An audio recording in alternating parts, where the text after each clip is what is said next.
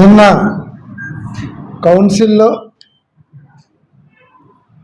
రాయలసీమ ఎత్తిపోతల పథకం గురించి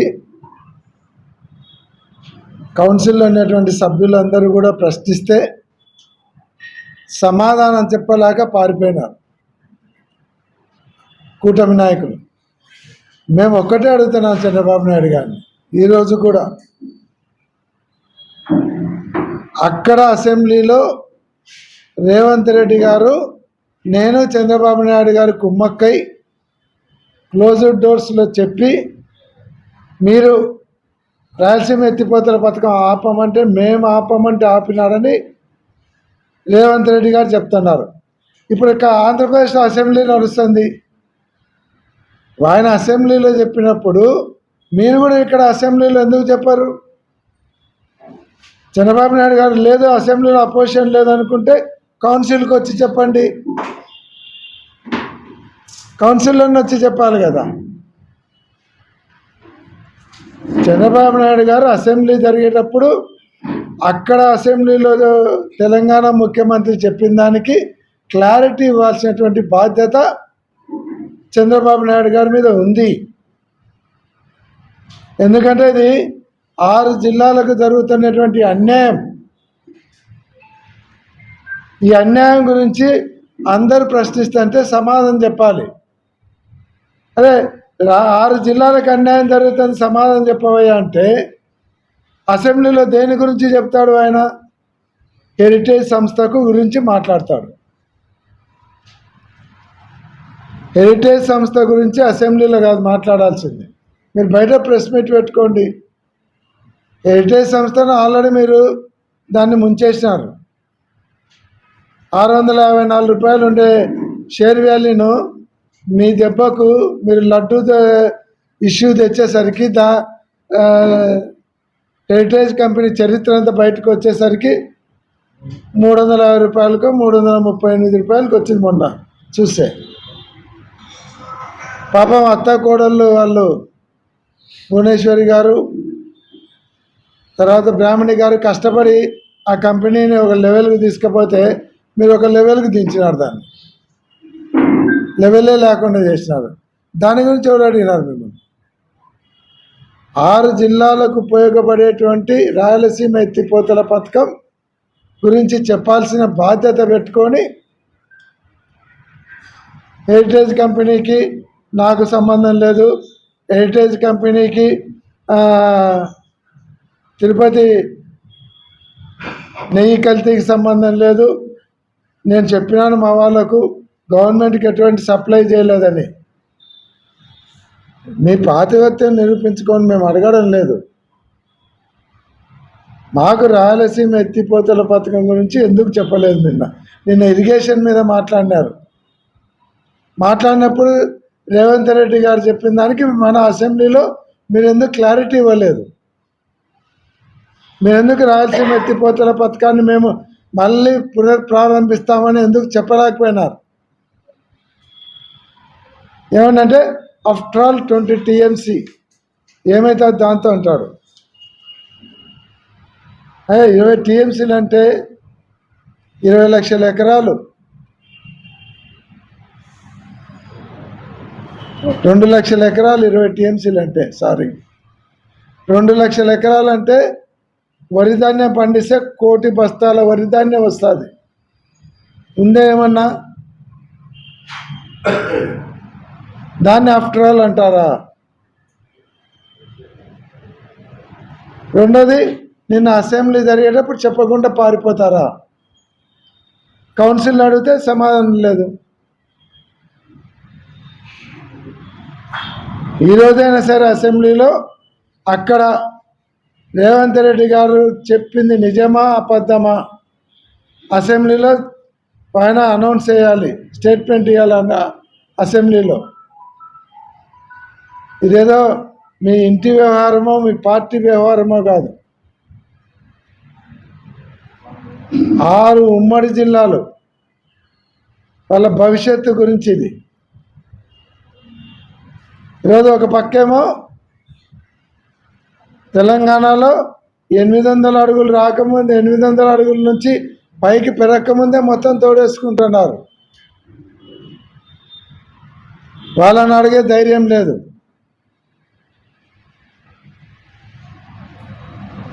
పాలమూరు రంగారెడ్డి 802 అడుగులలో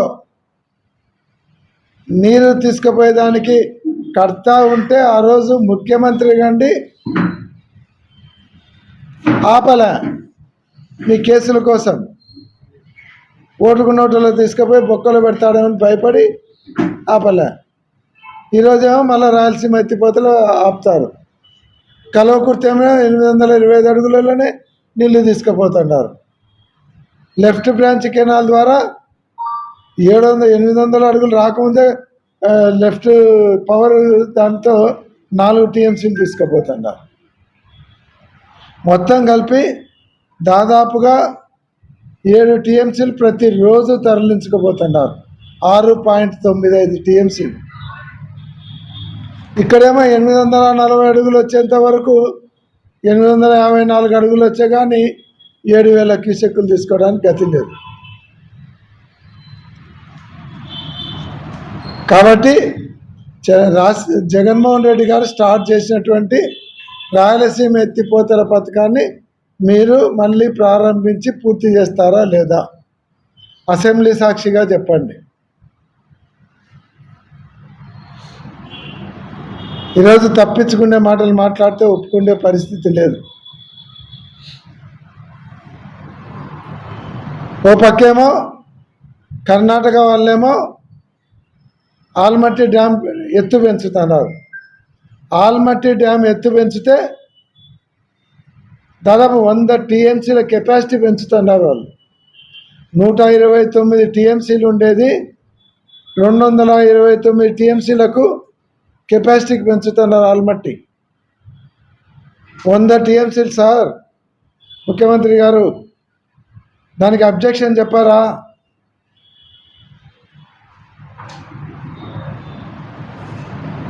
వంద టీఎంసీలు పెంచితే శ్రీశైలానికి నీళ్ళు వస్తాయా?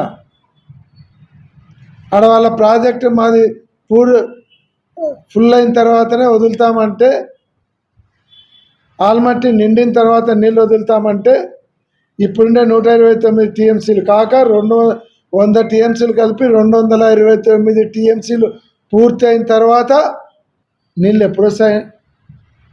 వచ్చిన తర్వాత అక్కడ వదిలితేమో ఇక్కడ వచ్చేసరికి పాలమూరు రంగారెడ్డి 800 అడుగుల నుంచి కొట్టుకుంటారు, కల్వకుర్తికి 825 అడుగుల నుంచి కొట్టుకుంటారు.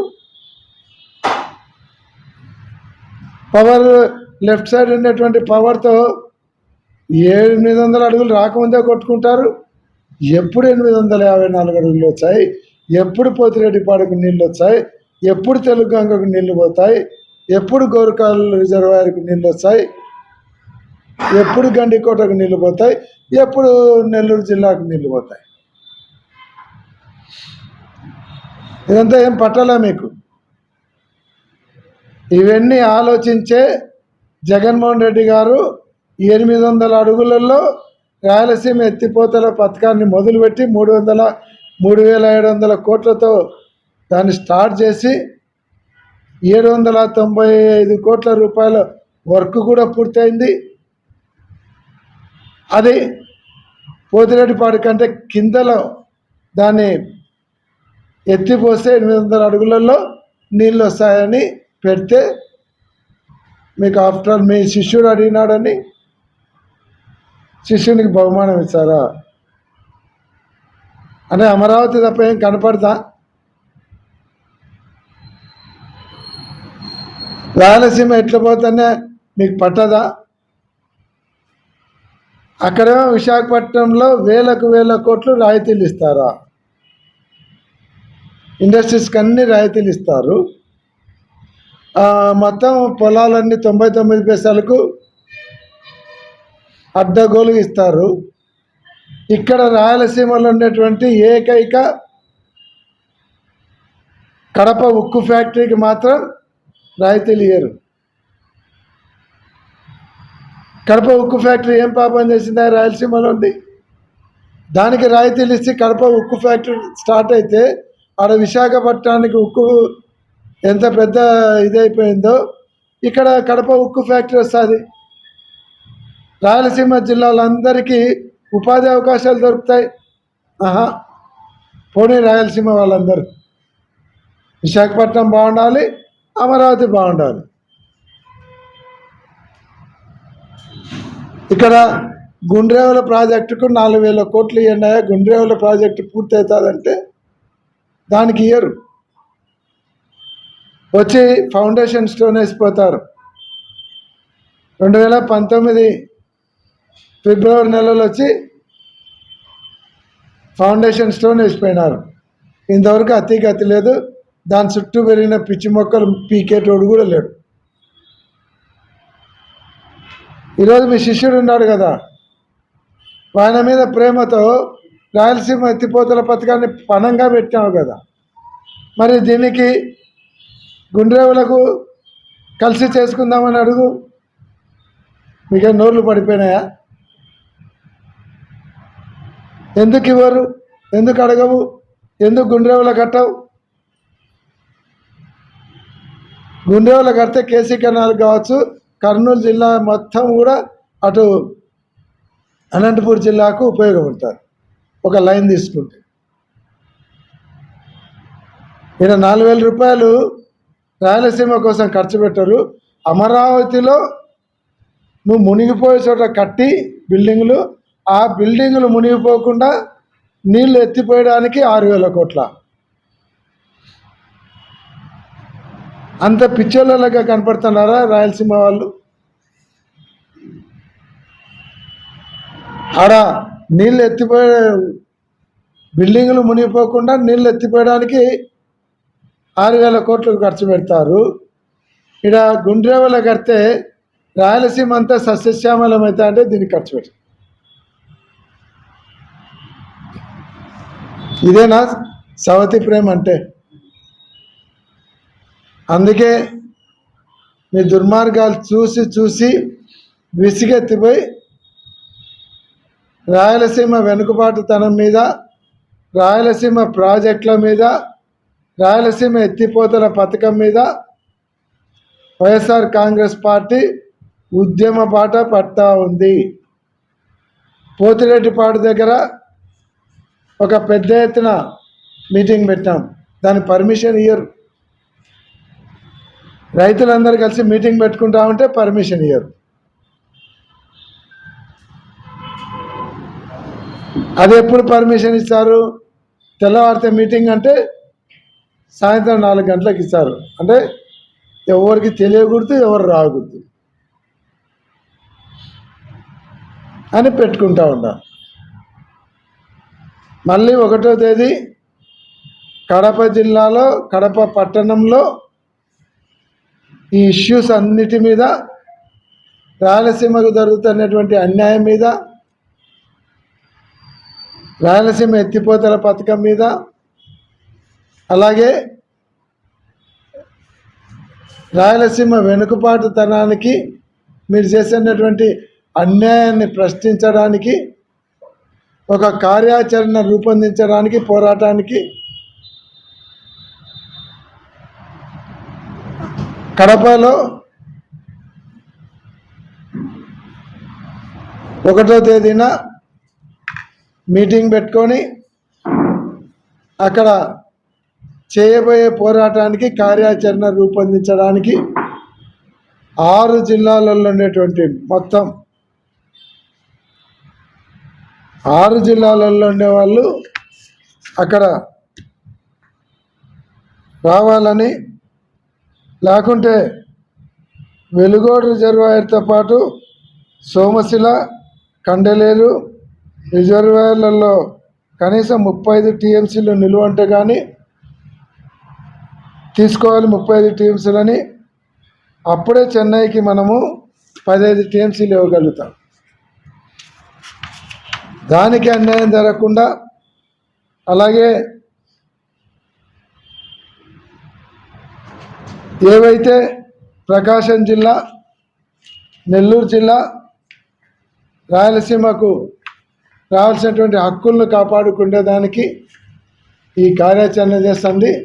నిన్న వెలుగొండ పోయినాడు చంద్రబాబు నాయుడు గారు.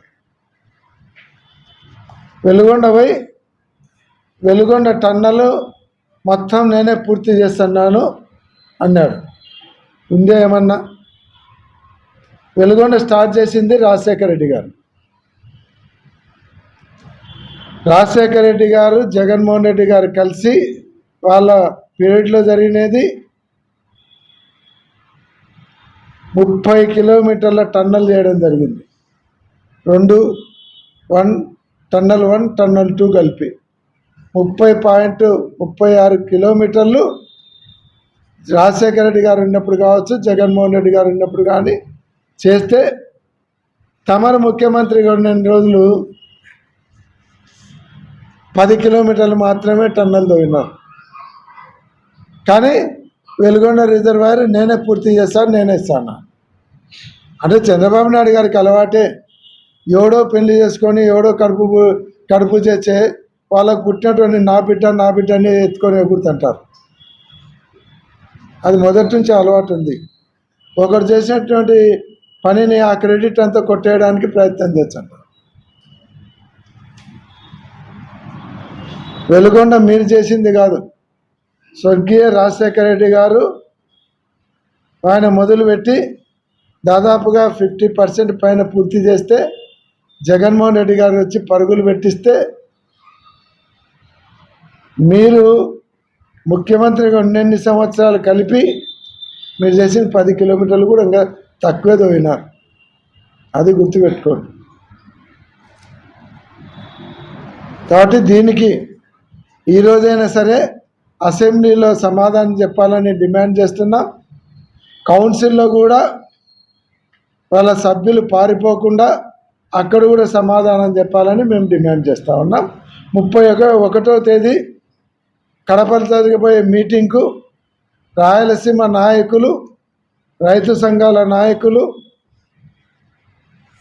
అందరూ కూడా పాల్గొని ఆ రాయలసీమ వెనుకబాటుతనానికి జరిగిపోయే పోరాటంలో మీరందరూ కూడా మీ సలహాలు ఇచ్చి ఉద్యమాన్ని ముందరికి నడిపేయాలని అందరికీ మనవి చేస్తా ఉన్నాం.